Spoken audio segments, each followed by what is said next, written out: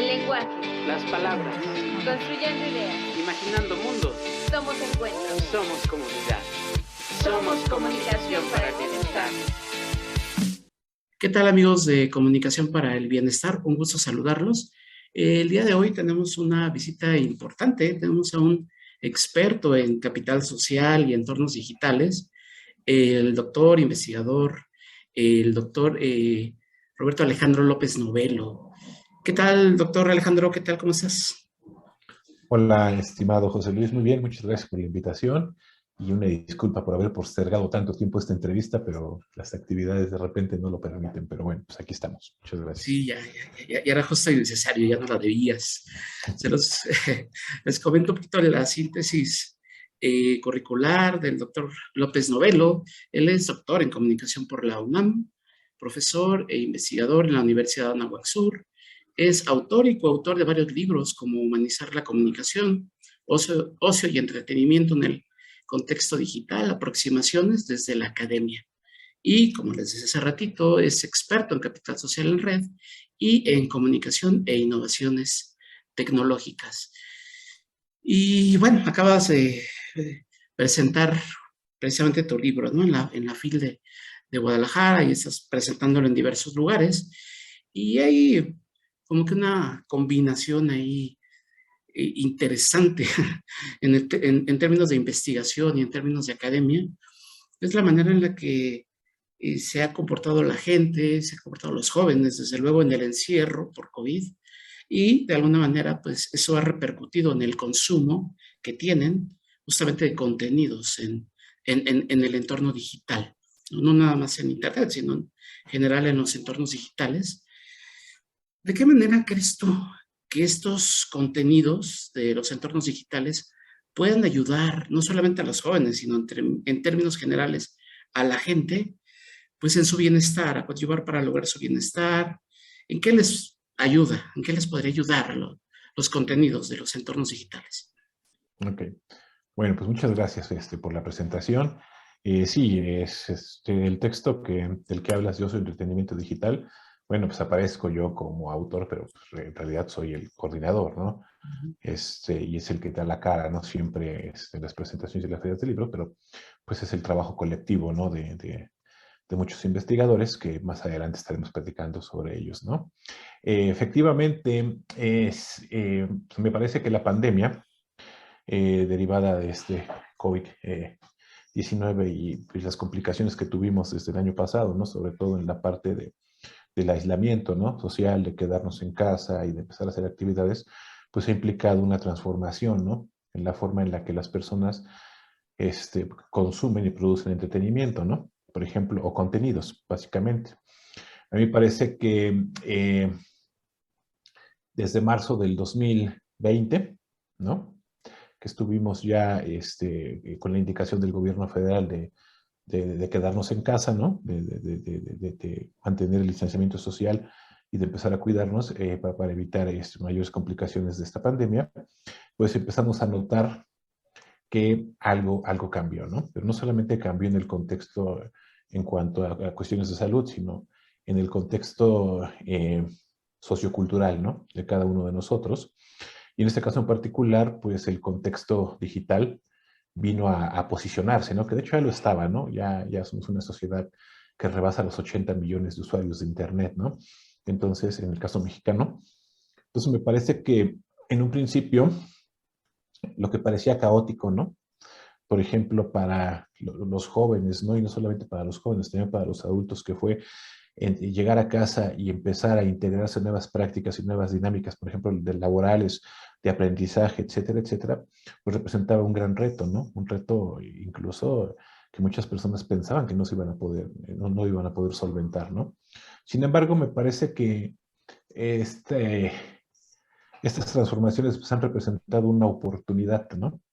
Una oportunidad, como tú lo decías, que tiene que ver con esto del bienestar de las personas, ¿no? Me parece que de una u otra manera estábamos listos, ¿no? Para estos cambios. Ya teníamos materias en línea, por ejemplo, algunas personas hacían trabajo a distancia, ¿no? Trabajo en casa. ¿Y qué es lo que ocurre? Que pues me parece que lo único que ocurre es que, como lo dice Jorge Alberto Hidalgo, ¿no? Pues hay una aceleración de la vida digital, ¿no? Porque finalmente la vida digital ya la llevábamos a cabo, ya la experimentábamos, ¿no? Los jóvenes y los adultos pues tenían instrumentos, ¿no? Para comunicarse, llámese teléfono inteligente, llámese tablet, llámese computadora, etcétera. Ya se usaba internet, todos teníamos algunas prácticas, usábamos algunas aplicaciones, algunos entornos digitales. Y me parece que la pandemia viene a acelerar este proceso, ¿no? Porque no tenemos salida. Entonces empezamos a encontrar nuevas prácticas muy interesantes, al principio sí complejas, ¿no? Por ejemplo, para los chicos, ¿no? De la universidad, y no solamente para los chicos, ahorita tocaré también el tema de los profesores, pero en el caso de los chicos fue llegar y a tener una vida en la pantalla, que ya llevaban, insisto, ¿no? En redes sociales, en otras prácticas, pero empezar a llevar tu dinámica formal, educativa, frente a una pantalla, pues sí trajo retos, ¿no? Retos de infraestructura, retos de tiempo, retos de acostumbrarse, etcétera, etcétera, ¿no? Y también para los docentes, ¿no? Para los profesionales, pues también implicó muchos retos, ¿no? Nos tuvieron que capacitar, otros nos capacitamos por nuestra cuenta, otros a la prueba empírica, ¿no? Vamos a ir sumando elementos, vamos aprendiendo, etcétera. Pero me parece que lo que podemos rescatar es que sí hubo beneficios, ¿no? Y muchos beneficios. Las personas, los chicos pudieron seguir educándose, pudieron seguir avanzando, por ejemplo, en su formación profesional. En nivel básico también tuvieron la oportunidad en los diversos modelos, ¿no? Que las propias instituciones educativas públicas y privadas fueron generando, bueno, pues fueron respondiendo a las necesidades del contexto, ¿no?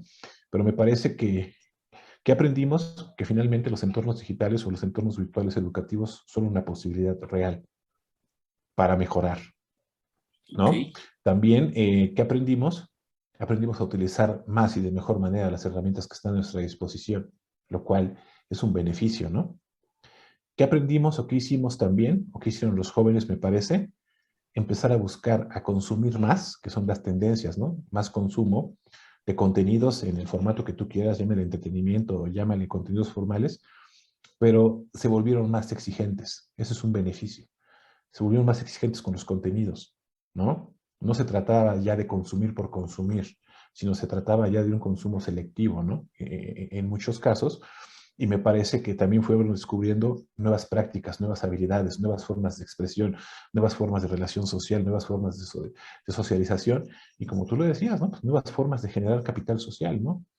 ¿No? Que es este capital intangible que en las redes explota y que en este contexto me parece que explotó en demasía, ¿no? Entonces, retomando la idea inicial de si fue benéfico el uso de las redes para las personas, me parece que sí, muy benéfico, ¿no? Con su contraparte de fake news y de otros riesgos, ¿no? Que están latentes, pero me parece que estar informados, ¿no? Me parece que utilizar las herramientas para educarse, para trabajar, para relacionarse, pues fue positivo en muchos sentidos, ¿no?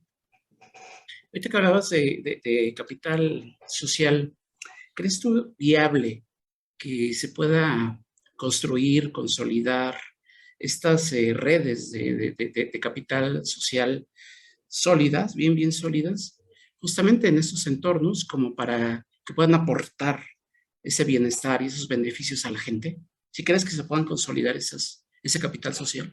Pues me parece que hablar de una consolidación, pues tendríamos que hacer el proceso de estudio, ¿no? Tenemos que hacer una investigación para validar, pero me parece que es una oportunidad y me parece que nosotros fuimos partícipes, por ejemplo, de esto que tú planteas, ¿no? De cómo sí se consolidan.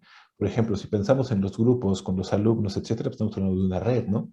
Una red de personas que aportaba conocimientos, pues para hacer un mejor uso de la plataforma, para trabajar mejor, ¿no? Los alumnos compartían sus conocimientos informáticos, ¿no? Su capital con los profesores, por ejemplo, ¿no? Para que hicieran un mejor uso de las herramientas, ¿no? ¿Cuántos nos pasó que al principio de esta pandemia, pues de repente teníamos problemas con tanta plataforma que tuvimos que aprender a utilizar y los alumnos te daban tips, ¿no? O tú les dabas tips a los alumnos o entre ellos compartían información y eso es capital, ¿no? Eso es capital social, ¿no? Acuérdate que los principios básicos es, en términos de Pierre Bourdieu, pues el capital social es ese capital que está latente, acumulado en una red, ¿no? Y que en algún momento va a ser utilizado por alguien, ¿no? Y no necesariamente tú tienes que dar capital y esperar algo a cambio, ¿no? Sencillamente es un principio de solidaridad, ¿no? De decir, pues aquí está el conocimiento y utilícenlo, ¿no? Me parece que si hacemos estudios interesantes, pues vamos a ver que sí hay grupos, ¿no? Por ejemplo, grupos académicos, grupos de investigadores, etcétera, que sí fueron generando sus redes, sí fueron generando conocimiento, sí fueron generando este capital, y lo fueron depositando y la gente lo fue aprovechando, ¿no? Ahora, para el proceso de consolidación, pues me parece que ahí sí tendríamos que medir las variables en cada uno de estas comunidades o de estas redes y ver en qué medida se fue logrando, no se fue produciendo y se fue gestionando. Pero me parece de que es una oportunidad y de que sí hay una presencia de capital social ahí digital, ¿no? Acumulado en las redes, pero por supuesto, ¿no? Y que ha sido aprovechado también, por supuesto. Ahora, el tema es, habría que ver qué tanto alcance tiene este capital social en un contexto como el actual, ¿no? Pero en principio, si tú ves, por ejemplo, las redes de los chicos, ¿no? De los universitarios, de nuestros alumnos, pues no solamente son redes académicas, son las redes, por ejemplo, de fandom, ¿no? Del universo Marvel, ¿no? Y entonces tú ves cómo van intercambiando información, ideas, y de repente dicen, yo tengo este texto, yo tengo este artículo, yo tengo este cómic, yo vi este tráiler, vamos. Y lo empiezan a intercambiar y empiezan a enriquecer la conversación, la discusión, y se empiezan a beneficiar unos a otros, ¿no? Pues eso es capital social acumulado, ¿no? Y que está ahí latente, ¿no? Ahora, ¿hacia dónde los va a llevar? Bueno, pues insisto, ¿no? Tendríamos que empezar a hacer investigaciones más profundas, formales, y determinar qué variables son las que podemos medir. Sin embargo, los elementos fundamentales para que esto funcione están presentes en las redes sociales: participación, colaboración, ¿no? Confianza, ¿no? Elemento fundamental para que esto funcione, ¿no? Solidaridad, ¿sí me explico?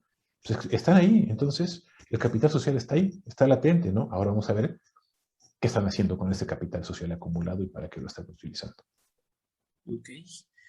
Entrando ya un poquito más de lleno al texto que estás presentando, el de ocio y entretenimiento en el contexto digital, ¿de qué estamos hablando? Explícanos, Alejandro, cuando te refieres a los medios o entornos digitales enfocados al entretenimiento. Pues mira, en términos formales, el concepto de entorno digital, ¿no?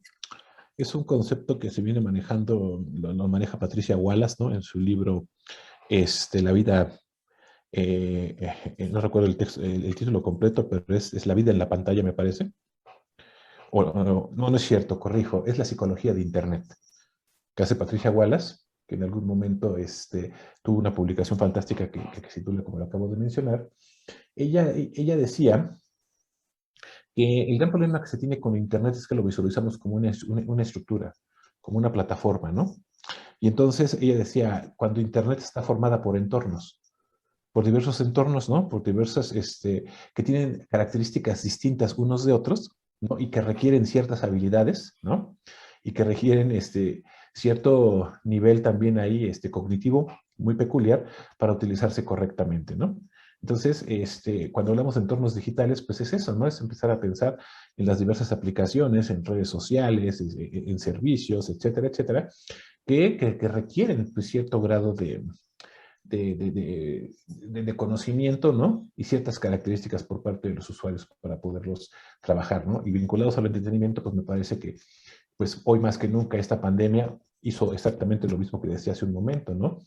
Vino a posicionar y terminó por hacer explotar o potencializar el entretenimiento digital, ¿no? Fuimos partícipes de cosas que ya ocurrían como el videojuego en línea, de cosas que ya ocurrían como el meme, ¿no? De cosas que ya ocurrían como el consumo mediático digital, ¿no?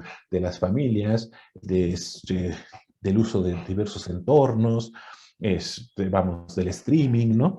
Entonces fuimos partícipes de obras de teatro, de cine, de espectáculos, etcétera.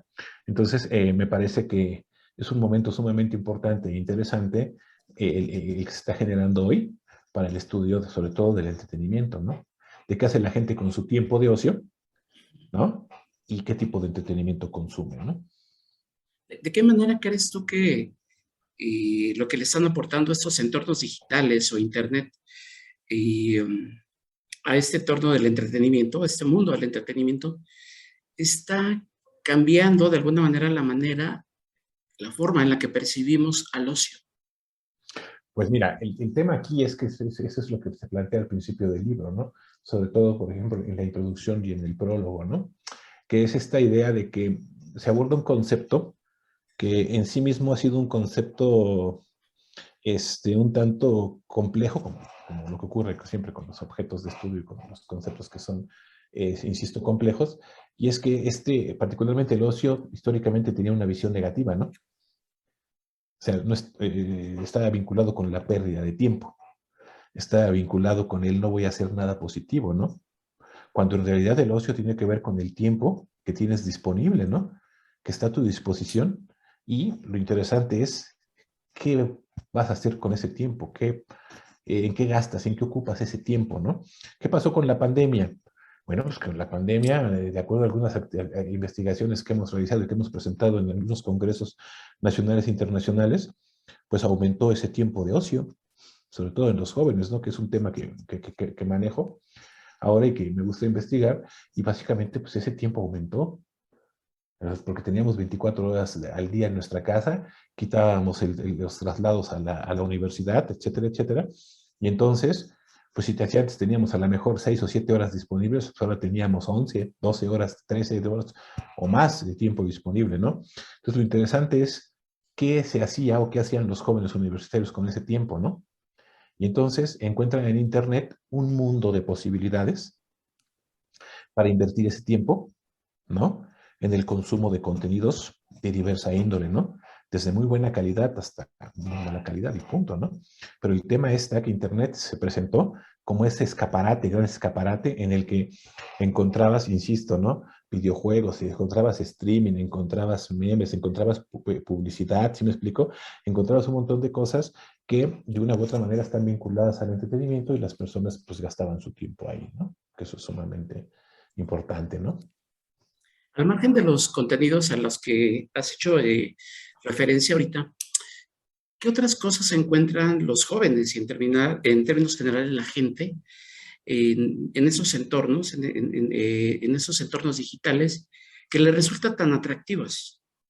Es decir, que le dedican tanto tiempo. Pues uno pues, encuentran, lo decía, ¿no? Entretenimiento, que es fundamental, ¿no? En nuestra vida cotidiana, ¿no? O sea, hoy en día no podemos, no podríamos entender el contexto. Por un lado está el ocio, por otro lado el entretenimiento, ¿no? ¿Sí me explicó? ¿Qué encuentran? Pues encuentran un crisol de posibilidades, ¿no? Encuentran series, sobre todo series, ¿no? Que es lo que más consumen. Encuentran en nuevas aplicaciones y nuevas formas y nuevas prácticas como TikTok, ¿no? ¿Sí me explico? Aunado a eso, pues encontramos el streaming, ¿no? Que decíamos que es sumamente importante y que todas las plataformas han mejorado sus procesos, ¿no? Para el consumo. ¿Qué encontramos? Pues encontramos casi todo lo que nosotros queramos para podernos entretener, ¿no? Es decir, desde, insisto, ¿no? Desde series, desde videos, desde, vamos, cualquier manifestación cultural y no cultural necesariamente, pues la van a encontrar ahí, ¿no? Ok. ¿Cuál ha sido el proceso por el cual los entornos digitales, sobre todo el ocio, enfocados al ocio, fueron adquiriendo poco a poco un mayor valor de mercado, por una parte, y por la otra un valor social? Ya, eso pues bueno, me parece que eso tiene que ver pues, con las propuestas de los fenómenos multiplataforma, ¿no? Esto tiene que ver con pues, fenómenos como los fandoms, ¿no? Que se están generando ahora a partir de diversas manifestaciones culturales. Piensa ahorita en Marvel, por ejemplo, ¿no? Todo este mes las personas están atentas, ¿no? A lo que va a pasar con la nueva versión del Hombre Araña, por ejemplo, ¿no? ¿Sí me explico? Entonces, pues, pues de aquí estaríamos hablando, ¿no? De las propuestas de Henry Jenkins, ¿no? De esta disposición que tiene los entornos, ¿no? En este caso Internet, los espacios digitales, para replicar, ¿no? Muchas formas y formatos y prácticas, ¿no? A partir de un fenómeno, ¿no? De un fenómeno que es atractivo para las masas, que es atractivo para las personas, ¿no? Entonces, no solamente hablamos de contenidos de calidad, hablamos de disposición, hablamos de que se puede reproducir en diversas plataformas y diversos formatos, ¿no? ¿Sí me explicó? Entonces, me parece que eso es lo atractivo realmente de Internet, ¿no? Y del contexto digital para los jóvenes, ¿no? Que te permite hacer muchas cosas en diversos formatos y empezar a establecer diversas prácticas, ¿no? A partir de ellas. Oye, y en el mundo digital, ¿qué crees tú que se necesite para que los contenidos referidos al ocio y el entretenimiento tengan de alguna manera éxito, se Pues mira, popularicen? como se plantea en el texto, ¿no? Y insisto, regresando a las propuestas de Jenkins, ¿no? Pues, ¿qué necesitas? Pues que estén disponibles, ¿no? 24 horas al día, 24/7. Lo primero, que estén disponibles a un clic. Lo segundo, que sean contenidos de calidad. Porque pareciera que no, pero la realidad está que ahora sí tenemos audiencias, ¿no? Que demandan contenidos de calidad, ¿no? Que sean reproducibles en diversos formatos, ¿no? Entonces, Sí. me parece que esa es la propuesta, ¿no? Que estén disponibles, que sean contenidos de calidad y que puedan reproducirse en diversos y variados formatos. En tu texto hablas de una investigación que realizaste entre jóvenes acerca Ujú, del uso, acerca del consumo de entornos virtuales. ujú. ¿Cuál fue el hallazgo más importante? ¿Cuáles fueron los hallazgos más importantes que pudiste encontrar en esos usos que la gente y sobre todo los jóvenes, a los que está enfocada la investigación, Ujú. le dan justamente a Internet? Pues mira, me parece que hablas de una de las últimas que se hizo que habla de hábitos de consumo, ¿no? Entonces, Hábitos de consumo de los estudiantes en dos formatos, ¿no? Tanto para consumo de entretenimiento, ¿no? Y una previa que era de medios informativos, ¿no? Digitales, pero bueno, en la última, en la que se presentó este año, en un congreso internacional organizado por la Universidad de Sevilla, que se llevó a cabo en Lanzarote, en Islas Canarias, por ahí. Pues los hallazgos es interesante, ¿no? O sea, no podemos negar que ya había un consumo, un consumo constante, ¿no? De medios digitales y de productos digitales. Lo que pasa es que antes de la pandemia, pues los estudiantes o los jóvenes tenían otras posibilidades, ¿no? Como ir al cine, ir al teatro, ir a conciertos, pasar su tiempo de ocio ocupándolo en otras cosas. Y sin embargo, ¿qué es lo que ocurre, ¿no? En la pandemia es un fenómeno muy interesante, porque por lo menos el estudio que hacemos nosotros desde un punto de vista cuantitativo y cualitativo es interesante porque ¿qué se encuentra? Que al principio, la pandemia, los primeros 2, 3 meses por lo menos en la muestra que tuvimos, hubo un aumento así exagerado de tiempo de consumo en cuanto a horas, ¿no? Era muy elevado. ¿Por qué? Pues básicamente porque tenían tiempo y porque estaba disponible. Pero en la misma investigación vamos encontrando o encontramos que a la mitad de la pandemia, ¿no? Quizás bueno, o del confinamiento, ¿no? Derivado de esta pandemia, empieza a disminuir el consumo en cuanto a tiempo. ¿Por qué? Porque las personas te dicen, empezamos a entender y empezamos a ver que no todo era de muy buena calidad, ¿no? Al final del primer año, estamos hablando quizás del mes de mayo, junio de este año, todavía, ¿qué se nota? Pues, otra vez, ¿no? Que hay un pequeño aumento en el consumo, otra vez, sobre todo, insisto, de series, de videojuegos y de redes sociales, etcétera. Y lo más significativo es que se le pregunta a los estudiantes, a los universitarios, en este caso, ¿qué creen que va a pasar con sus prácticas de consumo una vez que el confinamiento empezara a relajarse y la gente empezara a salir? Y lo interesante es que ellos decían, estamos seguros que vamos a regresar a consumir lo que consumíamos de manera presencial. De eso estamos seguros.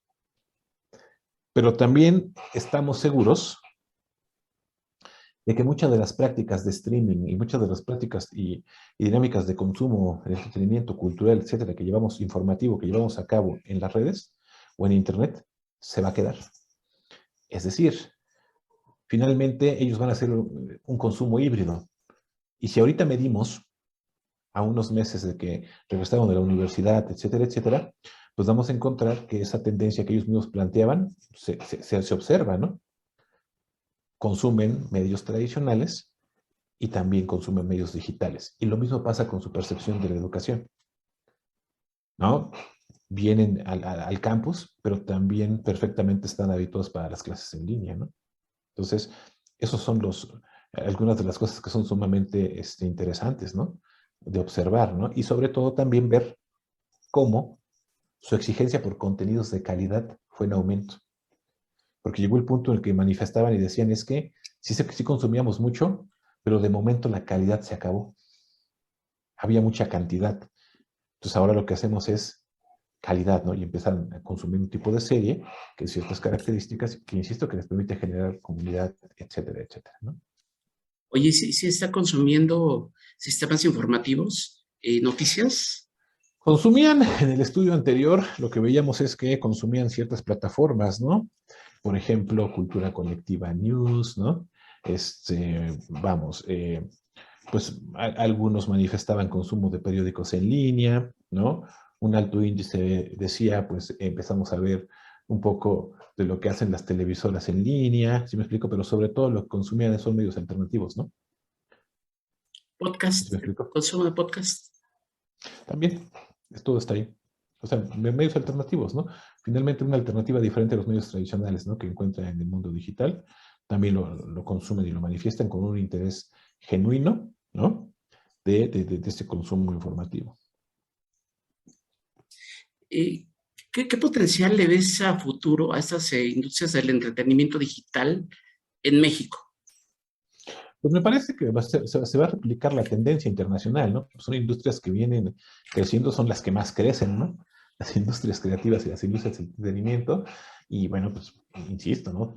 Solamente tendríamos que pensar, por ejemplo, en la industria de los videojuegos, que es la que más ha crecido en los últimos 20 años, ¿no? Y estas industrias pues, están creciendo, han encontrado en el mundo, en el contexto digital, un campo fértil, ¿no? Para llegar, crecer, desarrollarse y explotar, ¿no? Me parece que el consumo seguirá siendo alto, me parece que las industrias creativas y de entretenimiento, sobre todo las de entretenimiento, han encontrado en el contexto digital las fórmulas, ¿no? Que les permitieron seguir estando ahí, ¿no? Piensa en Netflix, piensa en Amazon Plus, piensa en Disney Plus, piensa en todas esas posibilidades que si no hubiera sido por esta pandemia probablemente hubiéramos tardado un par de años más en verlas, ¿no? Sin embargo, encontraron las formas. En el texto mismo que de ocio y entretenimiento, David Cuenca, ¿no? Pues habla del streaming, ¿no? Y habla de la importancia que implica para las plataformas digitales desarrollar más y mejores procesos de streaming, ¿no? Para el consumo de entretenimiento, ¿no? Y insisto, llámese el formato y el entretenimiento que tú me digas, ¿no? Y la situación de los eSports en México, ¿cómo lo ves? Pues me Y el parece futuro. Me parece que es un futuro interesante, me parece que los eSports pues es la industria que más crece, ¿no? Dentro de los videojuegos, ¿no? Deportivos, en este caso profesionales. Me parece que el gran plus que tienen los eSports es que uno es un producto, es un fenómeno que proviene del mundo de los videojuegos. Es un fenómeno masivo, es un fenómeno atractivo, es un fenómeno que tiene modelos de negocio sumamente interesantes y atractivos, ¿sí me explicó? Y entonces, y sobre todo, pues genera un fandom, ¿no? Genera fanáticos, y entonces me parece que los eSports en México están teniendo un desarrollo adecuado y me parece que la tendencia seguirá creciendo, creciendo, creciendo, y me parece que estamos ante un fenómeno que hay que estudiar, hay un fenómeno que hay que dedicarle mucho tiempo, y me parece que es un fenómeno del cual estaremos hablando en los próximos años, en muchos foros, y de muchas y diversas maneras también, ¿no?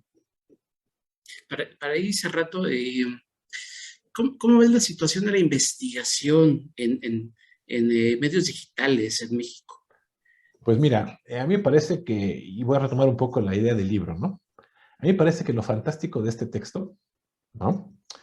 Es no que se aborden dos categorías sumamente complejas, ¿no? Ocio y entretenimiento. Y sumándole el contexto digital, otra variable, ¿no? Sumamente compleja. Me parece que lo rico de este texto es lo que viene en las letras chiquitas, ¿no? Aproximaciones desde la academia. Eso es lo valioso de este texto, que no es un texto hecho por una persona. Es un texto en el que están presentes investigadores con reconocimiento nacional e internacional, pero investigadores que desde su trinchera, desde sus propias instituciones, llevan años investigando el tema digital, ¿no? En este texto aparece Gabriel Pérez Salazar, por ejemplo, que nos habla de memes, ¿no? Gabriel tiene más de 10 años hablando de memes, de la Universidad Autónoma de Coahuila, ¿no? También está Esaú Salvador Bravo, ¿no? También de la misma institución, que nos habla de diseños, ¿no? De diseños digitales para llevar mejores prácticas, ¿no? Por otro lado, tenemos a José Ángel Garfias, ¿no? De la UNAM, que pues, es la persona que, a mi entender, lleva también más de 10 años abordando el tema de los videojuegos y ahora en los últimos años abordando el tema de los eSports, ¿no? En la misma Universidad Nacional Autónoma de México está David Cuenca Orozco, que trabaja temas de streaming, ¿no? De la importancia del streaming, ¿no? Y que lleva años trabajando el tema, ¿no? En el caso de la Universidad Autónoma Metropolitana de la doctora Blanca López, ¿no? Pues ella viene trabajando diseño de entornos en videojuegos, ¿no? Para hacerlos más eficientes y para que sean más efectivos y más atractivos, ¿no? En el caso de la Universidad Anáhuac, ¿no? Tenemos a Jorge Alberto Hidalgo, ¿no? Que lleva igual, o sea, más de una década, me parece, trabajando en los temas de hipermediatización, ¿no? ¿Sí me explico? De consumo, de medios digitales, entre otras tantas cosas que maneja. Tenemos a Raúl Santos, ¿no? También de la Universidad de Anáhuac, que él es un experto en publicidad, entre otros temas, ¿no?